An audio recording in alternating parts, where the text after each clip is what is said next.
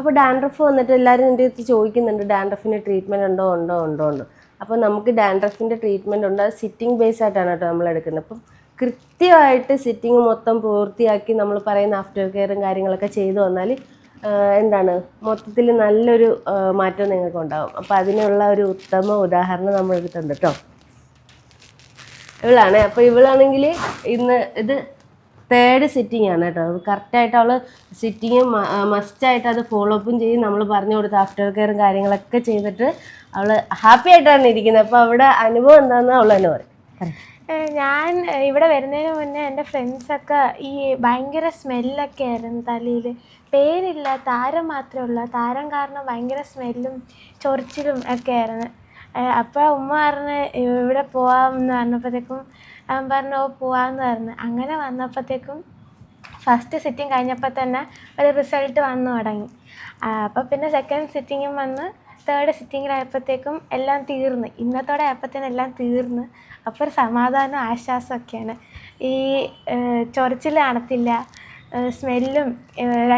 നമുക്ക് മിഡിൽ പാർട്ടീഷനടുത്ത് കെട്ടുകയൊക്കെ ചെയ്യാം. ഇതുണ്ടായിരുന്നപ്പോൾ എനിക്ക് കെട്ടാനൊക്കെ പേടിയായിരുന്നു. ആൾക്കാരെന്തിനു പറയും, പിന്നെ കളിയാക്കലൊക്കെ കേൾക്കേണ്ടി വരും. ഇപ്പം ഭയങ്കര ഹാപ്പിയാണ്. സംഭവം എന്ന് വെച്ചാൽ ഇവള് ഫസ്റ്റ് സിറ്റിങ്ങിൽ ഇവിടെ വരുമ്പോഴത്തേക്ക് ഇവള് കൊച്ചല്ലേ. അപ്പം ഞങ്ങൾ തന്നെ ആയിരിക്കും ഇത് എന്താണ് ഇത്രയും എന്ന് വെച്ചാൽ പൊറ്റ പോലെ ഇളക് ബ്ലഡും എല്ലാം കൂടെ വന്നുകൊണ്ടിരുന്നതാണ് കേട്ടോ. ഫസ്റ്റ് സിറ്റിംഗ് എന്ന് പറഞ്ഞാൽ അങ്ങനെ ഒരു ഇതായിരുന്നു അല്ലേ. നമ്മുടെ കസ്റ്റമർ എന്ന് വെച്ചാൽ ഇവള് കൊല്ലത്തുനിന്നാണ് കേട്ടോ നമ്മളെ കായംകുളത്തോട്ട് വന്നിട്ടുള്ളത്. അപ്പം വരുമ്പോൾ ഭയങ്കരം എന്ന് വെച്ചാൽ പൊറ്റ പോലെ ഇളകുമായിരുന്നു. അപ്പോൾ ബ്ലഡും കാര്യങ്ങളൊക്കെ വന്നിട്ട് ഒരു ഭയങ്കര ഒരു സിറ്റുവേഷൻ ആയിരുന്നു. അപ്പോൾ ഉമ്മ തന്നെ പറയും അത് എന്തുവാന്ന്. മോൾക്ക് ഈ അറ്റോപിക് ഡെർമറ്റൈറ്റിസ് എന്ന് പറയുന്ന ഒരു കണ്ടീഷനായിരുന്നു. അപ്പം ഇങ്ങനെ നമുക്ക് അവളുടെ സ്കിൻ ഇങ്ങനെ എപ്പോഴും റാഷ് ആവും. അതുപോലെ തന്നെ തലയിലും ഇതുപോലെ ഡാൻഡ്രഫ് പൊറ്റയായിട്ട് ഇരുന്നിട്ട് രക്തവും അങ്ങനെ ഭയങ്കര ബുദ്ധിമുട്ടായിരുന്നു. ഒന്ന് കോതാനൊന്നും പറ്റത്തില്ലായിരുന്നു. ഞാൻ ഒത്തിരി ട്രീറ്റ്മെൻറ്റ് എടുത്ത് ഡോക്ടേഴ്സിനെ കാണിച്ചു. അവർ കുറേ ഓയിൻമെൻറ്റ് സ്റ്റിറോയിഡ്സ് ഒക്കെ തരും. അതൊക്കെ നമ്മൾ അപ്ലൈ ചെയ്യും. അപ്പോൾ അന്നേരം ഒരു ടെമ്പററി ആയിട്ടൊരു റിലീഫ് കിട്ടും. പിന്നെ അത് കഴിയുമ്പോഴത്തേക്കും പിന്നെയും കുറച്ച് നാൾ കഴിയുമ്പോഴത്തേക്കും പിന്നെയും ബാക്ക് ടു ആ പഴയതുപോലെ വരും. ഇപ്പോൾ ഞാൻ മൈനയുടെ പേജ് ഫോളോ ചെയ്യുന്നുണ്ടായിരുന്നു. അപ്പം അവളും ഇടയ്ക്ക് ഇങ്ങനെ പറഞ്ഞപ്പം ഞാനത് കൂടുതൽ വാച്ച് ചെയ്യാൻ തുടങ്ങി. അങ്ങനെ എനിക്കും അപ്പം ഒരു കോൺഫിഡൻസ് കിട്ടിയത് മാറും, കംപ്ലീറ്റ് ആയിട്ട് റിക്കവർ ആവും. അത്രയ്ക്കും ബുദ്ധിമുട്ടിയിട്ടുണ്ട് ആളും. ഇത് ഇപ്പം 10th അപ്പം അത്രയും ഈ ഒരു പഠിത്തത്തിൻ്റെ ഇടയിലൊക്കെ ഭയങ്കരമായിട്ട് ബുദ്ധിമുട്ട് അനുഭവിക്കുന്ന ഒരു ടൈമായിരുന്നു. ഞാനൊരു വർഷത്തോളം ഇതിൻ്റെ പുറകെ നടന്ന് ഡോക്ടേഴ്സിനെ കാണിച്ച്, അതും ട്രീറ്റ്മെൻറ്റ് എന്ന് പറഞ്ഞാൽ ഇതിന് ഭയങ്കര കോസ്റ്റ്ലിയാണ്. ലൈക്ക് പ്രോഡക്ട്സ് തന്നെ കുറേ 5,000 ഒക്കെ അബോവ്. ഞാൻ ആദ്യം ട്രീറ്റ്മെൻറ്റ് ചെയ്ത സ്ഥലത്ത് തന്നെ അത്രയും എമൗണ്ട് സ്പെൻഡ് ചെയ്തിട്ട് ആ പ്രോഡക്റ്റ് വാങ്ങിച്ച് നമ്മൾ യൂസ് ചെയ്തുകൊണ്ടിരുന്നത്. എന്നിട്ടും അത് പിന്നെയും വരുമ്പോൾ നമുക്കൊരു വല്ലാത്തൊരു സങ്കടമാണ്. അവരുടെ അവസ്ഥയും കൂടെ കാണുമ്പം ഭയങ്കര വിഷമം. കാര്യം അവർക്ക് മുടി സ്റ്റൈൽ ചെയ്യാൻ ഈ പ്രായം ദേഹത്ത് വീഴും. പറഞ്ഞ കണക്ക് പാർട്ടീഷൻ ചെയ്ത് കെട്ടാൻ പറ്റില്ല, സ്മെല്ല് വരും. അപ്പോൾ ഞാൻ ഒത്തിരി മരുന്നുകൾ രാത്രി അപ്ലൈ ചെയ്ത് കിടക്കും. അപ്പോൾ അത് തന്നെ അവൾക്ക് ഭയങ്കര ബുദ്ധിമുട്ടായി തുടങ്ങി. പക്ഷേ ഇത് ഫസ്റ്റ് സിറ്റിംഗ് എടുത്തപ്പോൾ എനിക്കൊരു കോൺഫിഡൻസ്. ആ ഫസ്റ്റ് സിറ്റിംഗ് കഴിഞ്ഞാൽ തന്നെ തല ഏകദേശം ഒന്ന് ക്ലിയർ ആയപ്പം അങ്ങനെ ക്ലിയറായി കാണുന്ന ഫസ്റ്റ് ടൈം അങ്ങനെ ഒരു ആശ്വാസം. അത് കഴിഞ്ഞിട്ട് സെക്കൻഡ് സിറ്റിംഗ് ആയപ്പോൾ ഓൾമോസ്റ്റ് കംപ്ലീറ്റും പോയി.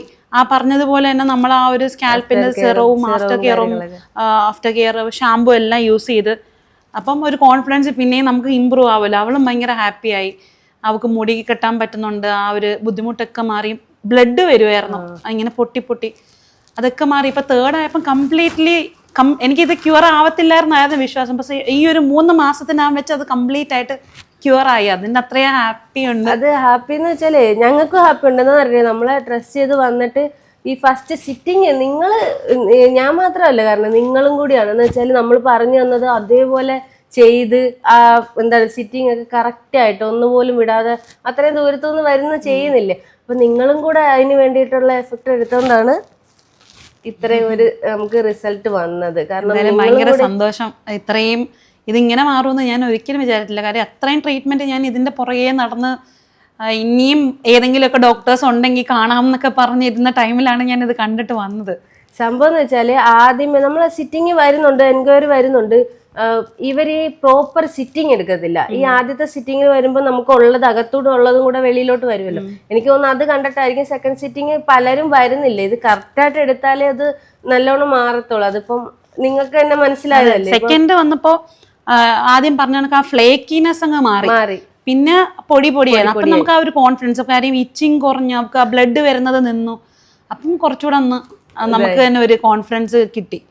പിന്നെ ആളും ഭയങ്കര ഹാപ്പി. അവൾക്കും നിങ്ങളും കൂടെ എഫേർട്ട് എടുത്തോണ്ടാണ് ഇത്രയും സംഭവിച്ചത്. കാരണം അവളും അതിനായിട്ട് സിറമൊക്കെ അതെ, ഈ പഠിത്തത്തിന്റെ ഇടയിലും ഇപ്പം ക്ലാസ് രാവിലെ പോയി കഴിഞ്ഞാൽ രാത്രിയൊക്കെ വന്ന് കയറുന്നത്. ഇപ്പം SSLC ആണ്, അപ്പം അതിൻ്റെതായിട്ടുള്ള സ്ട്രെസ് അവക്കുണ്ട്. അപ്പം അതിൻ്റെ ഇടയിൽ ഇതും കൂടെ ഭയങ്കര ബുദ്ധിമുട്ടായിരുന്നു. ഇപ്പൊ എങ്ങനെയുണ്ട്?